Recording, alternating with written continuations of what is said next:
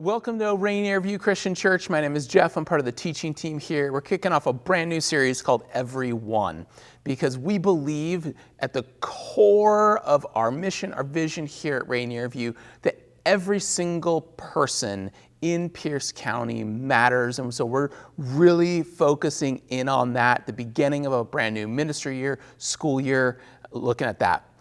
And so really understanding that every single one of us matters requires us to be focused on what does it take to reach the one. And so to get us kind of thinking about this, got to take us back to the beginning ages of space exploration, the beginning of NASA. And when they started doing space exploration, they sat down and they crafted some mission statement-y things, and so this is what they came up with. These 8 goals, okay, and they should be pretty tiny to you on the screen because that's a lot of words. Let me just kind of show you a few of these, walk through just a couple of them. One of NASA's goals, 1958, was the establishment of long-range studies for the potential benefits to be gained from, the opportunities for, and the problems involved in utilization of aeronautical and space activities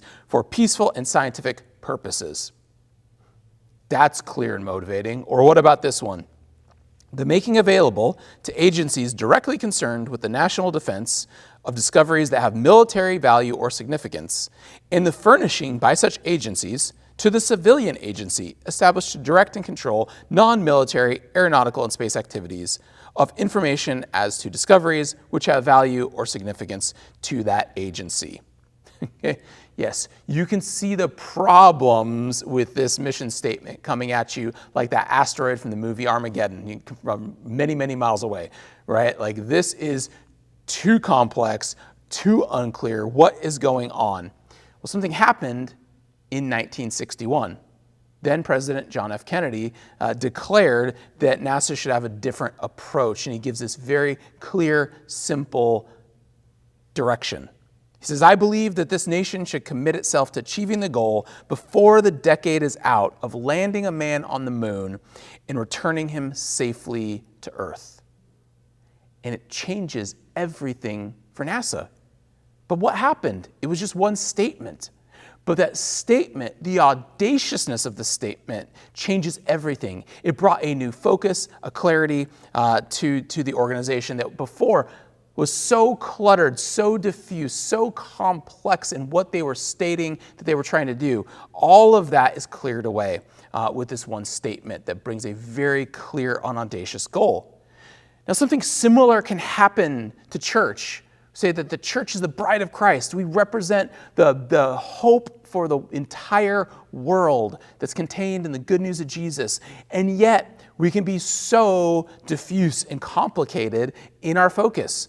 We talk about what books we should read, what versions of discipleship and what programs we should have, and what ministry should we start. And there's so many things that we look at, and it all can just be jumbled and complicated. And so, how do we have a clear focus of what it looks like to carry out the mission of the church for us as Rainier View Christian Church, primarily in Pierce County, Washington? How do we have clarity about that?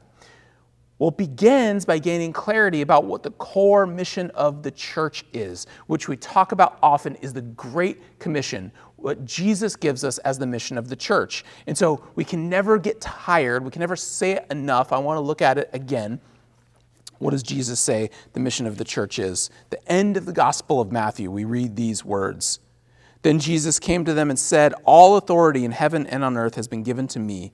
Therefore go and make disciples of all nations, baptizing them in the name of the Father and of the Son and of the Holy Spirit, and teaching them to obey everything I have commanded you.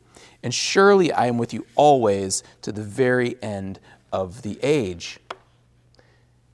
And so that mission is really clear. Everything should be about making disciples, helping introduce people to following the way of Jesus and taking steps of growth. And so don't miss that. It starts with reaching people who are not yet in church, not yet following Jesus. That's the starting point of the Great Commission. But it leads to a question. If we have this such good news about Jesus, if it's so core to the mission of the church to share and invite those that are not yet following to begin to do so, why do so many of us as Christians find sharing our faith, sharing about Jesus, so awkward? Why do we avoid doing it so much of the time? For some of us, we feel like, well, it's just not right to force my religion on somebody else. Maybe we have that mindset.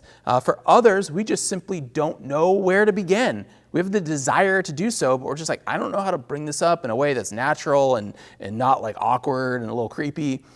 For others, we don't want to be lumped in with the category I'm going to call Christians behaving badly. Right? We don't want to be associated with Christians that are acting in a way, speaking in a way that might be contrary to the character of Jesus, and we don't want to get lumped in with that. And so we just kind of don't share it all because we don't want to be lumped in and be embarrassed by them. And so we're going to be looking at all these reasons and more over the next several weeks together. Because again, the mission of the church is too important. We say we celebrate the fact that Jesus is the way, the truth, and the life. That none of us come to the Father except through him, except through what Jesus has done. That's what makes us right with our Father in heaven. And so what I know after about 25 years of ministry in the church is this: guilt is not the answer. Guilt's not going to change our problem when it comes to sharing our faith and becoming more invitational. Just saying, yep, I know we got to do it. Right? No, that's not going to move the needle on the mission of the church either. But it starts with gaining clarity. Okay? And so we say here, our vision, what are we about? What's driving us? Our vision is to do this, to see every neighborhood in Pierce County engaged by believers to be transformed by Jesus. That's the vision. But that is an incredibly audacious vision when you think about it. Like, how was that even possible? I have struggled to think through, like, how would we even begin to know if we're accomplishing that? And where did we begin? And I think it begins here, simply recognizing that an audacious goal demands two things: assessment and action. An audacious goal demands two things of us: assessment and action. And as we begin, we simply want to just start with the first half of that ledger, the assessment piece. We've got to take stock and know, what does it look like to go about accomplishing that vision? And here's the thing. The church has endured, this mission that Jesus has given us has endured on every continent and every culture throughout 2,000 years. We are simply continuing to play our part, our role, to do our part well right here in Pierce County in 2025 and beyond. And so it's all about just simply saying, what if we became more intentional? What if we took that call a little bit more seriously this year ahead? And so really it starts with each and every one of us asking that of ourselves. This work is too important to leave to chance. It's too important for you to say somebody else is going to do that. Each and every one of us get to have the privilege. God's inviting us. He says, I want to use you to reach at least one other person. We want you at the end of this to have a clear sense of one person that you are praying for. You're excited that one day they're going to walk into church with you. It's why we're doing this everyONE initiative really this fall and carrying it out in different ways throughout the year. Because again, like I said, it's too important. And what happens sometimes for some of us who are Christians is that we get kind of jaded, we get kind of cynical, and we begin to have an us versus them mentality. And then we begin to think, the world out there is the problem, and we actually become antagonistic towards the people that God wants us to reach with the good news of Jesus. And so we want this greater sense of urgency and burden, but not only that, but a clear sense of how you can begin sharing in natural, ordinary ways in your everyday life. And you can actually begin today without talking to a single other person. I'm going to get to that in a moment. But make plans to capture all these messages. Join us live, join us online. Don't miss any weeks because this will all build on each other. Now, if you're here and you're not following Jesus currently and you're like, okay, this isn't for me clearly, No, it's absolutely a great time to join us if you're just spiritually curious, if you're trying to figure out what faith looks like, if following Jesus is for you. And here's why. You're going to get a sense of our passion for why we follow Jesus. Because here's what we unapologetically believe here at Rainier View, that the world, our culture, has no good answers for the meaning and purpose of life. We believe that following in the way of Jesus gives us a strength to face the challenges that we are going to face, that we're walking through right now, a new and a different kind of strength. It gives us a hope that what you're suffering through right now is not the end of your story. And then, as I said, that we have a purpose given to us by God, that there is something, someone that he wants each and every one of us to impact, and then we can see how we can do that as we trust him and do what he invites us to do. And so we, again, unapologetically believe that embracing faith is good for you, and it is good for the people around you in your life. But embracing faith, while good, does cost something. And so turn with me to Luke 14. Luke is one of the Gospels in the Bible. We have 4 of them, and they tell the life and the teachings of Jesus. And so we're going to look at what it means to count the cost, if you will, of sharing and being invitational when it comes to our faith. Luke 14, look with me, beginning in verse 25. I'm going to read this passage, and then we'll kind of go back through and break some things down in it. But Luke 14, verse 25. We read, large crowds were traveling with Jesus, and turning to them, he said, if anyone comes to me and does not hate father and mother, wife and children, brothers and sisters, yes, even their own life, such a person cannot be my disciple. And whoever does not carry their cross and follow me cannot be my disciple. Suppose one of you wants to build a tower. Won't you first sit down and estimate the cost to see if you have enough money to complete it? For if you lay the foundation and are not able to finish it, everyone who sees it will ridicule you, saying, this person began to build and wasn't able to finish. Or suppose a king is about to go to war against another king. Won't he first sit down and consider whether he is able with 10,000 men to oppose the one coming against him with 20,000? If he is not able, he will send a delegation while the other is still a long way off and will ask for terms of peace. In the same way, those of you who do not give up everything you have cannot be my disciples. Salt is good, but if it loses its saltiness, how can it be made salty again? It is neither fit for the soil nor for the manure pile. It is thrown out. Whoever has ears to hear, let them hear. Now, any Christians reading this passage, there should be a little bit of like a kind of moment here. This is a challenging passage, but let's understand some things correctly here. First, the parts of the passage that talk about Jesus saying, hate everybody, even yourself. What's going on here? Because clearly, obviously, Jesus is the ultimate model of a self-sacrificial love for the good of others, laying down his life for others. So what does he mean here? You have to understand that sometimes the terms love and hate in the Bible, they're used really of one of preference. I prefer this over that. I prefer one over the other. And this is what's going on here in the passage. Jesus does not mean act hateful and spiteful and vengeful towards all your loved ones and family and yourself. No, that's not what he's saying. What he's saying is your primary allegiance must be to me above all else, even family. And so let me give you an example of this. Back in 2012, God was stirring up some things for my wife, Amy, and I, and we really felt like we needed to make a change in order to better steward our finances, better steward our time with our children. And so he opened up an opportunity in 2013 for us to move from Southern California to Virginia. Now, Virginia, where we knew 0 human beings, and at the time, our kids were 6 and 3, the only grandchildren that were 4 blocks away from my wife Amy's parents, 10 minutes away from my mom, and we made the decision to trust where we sensed God was leading us to go. Now, if we just opted for the values of the world, right? Well, no, you never leave family, right?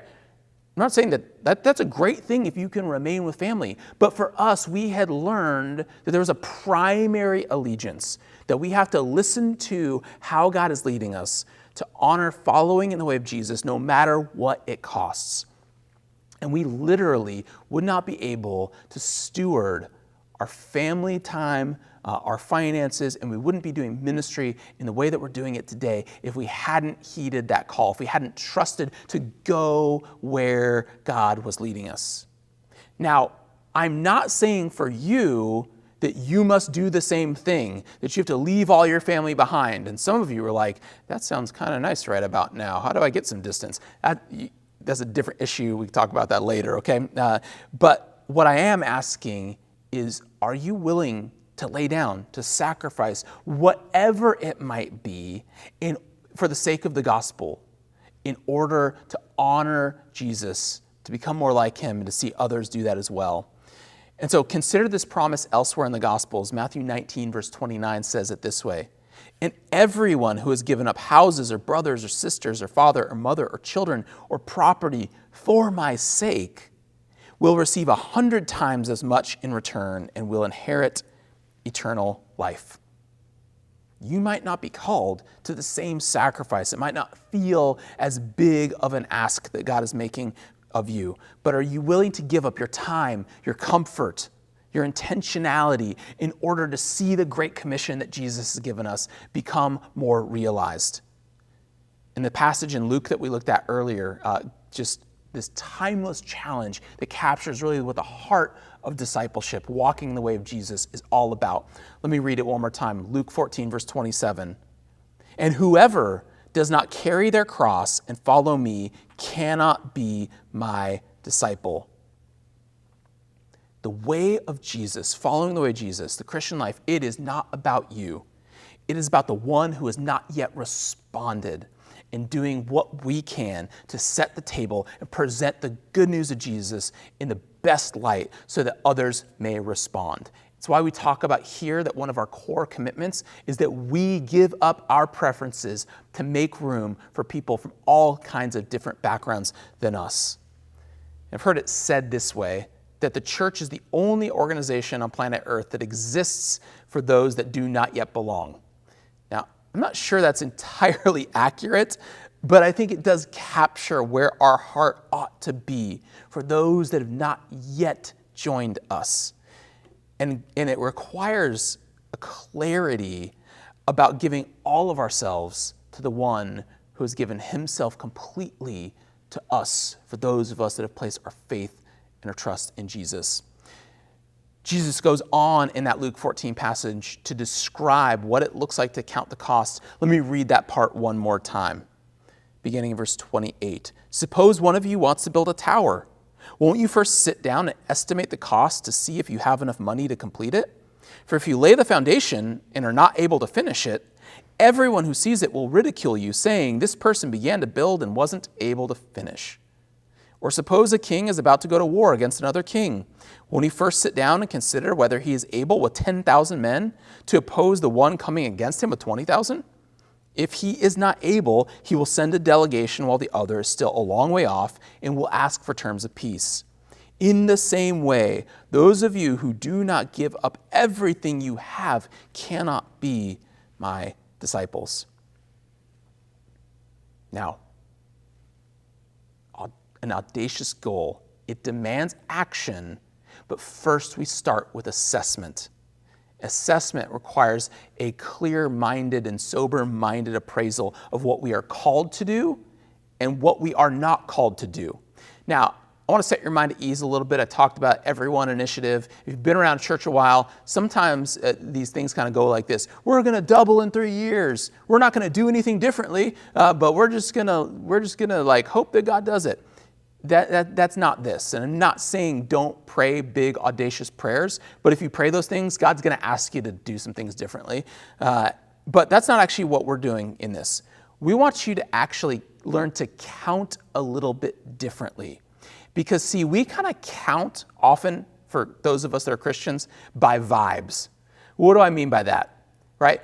Here's what happens for a lot of Christians. The room starts to get a little bit fuller, and we like the vibes that, oh, there's more energy here. Yeah, I don't know anybody who's coming. I'm not investing in them at all. I don't even know their names. I'm not really taking my Christian life any more seriously, but I really like the vibes. Or for some of us, if we're being honest, saying, I like it exactly how it is. Don't let anything change. The vibes are so perfect here, okay? Instead, we want you to count a little bit differently by starting with just one. Having a clear sense in your mind of someone who is not engaging with faith currently, not going to church currently, and that one day there'll be a day when they walk in with you, and that you're going to get to celebrate when your one comes in. And so we want you to learn to count by one. That's the whole focus of this series. And so what do I mean by that? I was inspired really by another pastor who was talking about this, that everything at the church revolves around just focusing on who's your one, right? Because when you have a clear picture in your mind of that actual real life person that you want to see walk in, everything changes about how you value church. You care if the parking lot looks trashy or not. You care if they get greeted warmly. You care if Kidsman is fully staffed on time and that their children are having a great morning in a fun, warm environment that's teaching them something about the Bible in a way that makes sense for their kid, okay? Everything changes about how we care about church when we've got our one in mind. And so we want you to contribute to making this a positive place for them to encounter that. And so we need to think about each and every Sunday could be your one Sunday, okay? It's actually changed the way that I preach. Every single week, I give some sort of next step for somebody who might be spiritually curious. It might be as simple as, hey, write on the connection card if you're interested in following Jesus, or I'm going to be in the back if you would like to pray, or I might offer a prayer for people to begin following Jesus that very morning, okay? Because why? It's somebody's first Sunday every Sunday. And when it's your one Sunday, we want that Sunday to matter for them. Now, to begin, though, seeing your one come in, it actually starts with 8. I know, pastor math, okay? 1 and 8, how's this all connected? Dave Ferguson, another pastor, writes in his book, Bless, just about the logic behind this. You need to have 8 people beginning by praying for them by name that you're regularly praying for and looking for opportunities to build up to inviting to join you. 8, because if we only have 1, 2, or 3, we're going to get discouraged. This is a long process. And so when we don't see fruit from that, or people are not ready yet, we can kind of give up. So if we have a big enough kind of pool of people that we're thinking about regularly, caring about regularly, praying for regularly, we won't get as discouraged. Again, we need to all take this challenge, count the cost seriously, what it looks like for us to be invitational. What does the passage say at the end there? Luke 14, picking up back up in verse 34. Salt is good, but if it loses its saltiness, how can it be made salty again? It is fit neither for the soil nor for the manure pile. It is thrown out. Whoever has ears to hear, let them hear. Now, there's a lot the commentators have written about the role of salt in the ancient world and what this metaphor means. But can I just point out the obvious? There's no such thing as non-salty salt. Salt is salt, right? And so Jesus is saying, what are you? What are you? Are you my disciple? Are you somebody who's taking my mission seriously? Can I reveal to you one of the traps that is the easiest for so many pastors like myself to fall into, okay? And it is not sexual temptation, sexual failing, as much as your Instagram feed might lead you to believe. The vast majority of pastors I know have not fallen for that trap. But the more promiscuous trap that I see almost every pastor struggling with is becoming solely surrounded by Christians. And think about this. This makes sense. We show up at church every week. We love the people who are coming. We want to spend time with you and caring for you and connecting with you and celebrating with you. The problem is that all the relational space then gets filled up. There is no margin left to pursue relationships with those outside the church, most often for pastors. And so it's not that pastors stop wanting to connect with the people outside the church, unchurched people. It's just simply that we've squeezed out all of the time and space for that. But as I said a couple weeks ago in a message, everything rises and falls on leadership. Everything rises and falls on leadership. And so I noticed this in my own life. And so I began to be intentional about starting with that first step of bless. We're going to be walking through this in the series, but begin with prayer. I started beginning to pray for neighbors, pray for opportunities. And lo and behold, oh my gosh, I had a neighbor say, hey, I've just been wanting to connect with neighbors. Would love to hang out sometime. And we're in the works of setting up a barbecue. I had another neighbor reach out, walking through something difficult in his life. And I was able to pray with him and let him know I'm praying for him, right? Again, has my one walked in yet? Not yet. But am I taking steps? Am I assessing? And am I taking the right actions that will lead to making a Great Commission impact? I believe so. And I believe you can do that as well. And so if sharing your faith is something that's super intimidating, it's been off your radar, you're like, I don't know.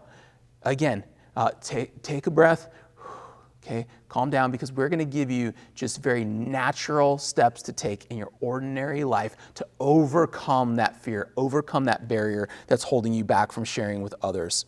And so, because maybe that's a temptation for you as well. You're like, yeah, you've been a Christian a long time, all your friends are Christians, it's just easier to hang with them, and you've kind of lost the ability to even think about how to invite somebody who's unchurched to join you here. So again, the series is not about guilt, it's not about shame. Okay, that never works to change behavior long term. Parents, that's a freebie, and that's a whole sermon and discussion for another day about we need to stop guilting.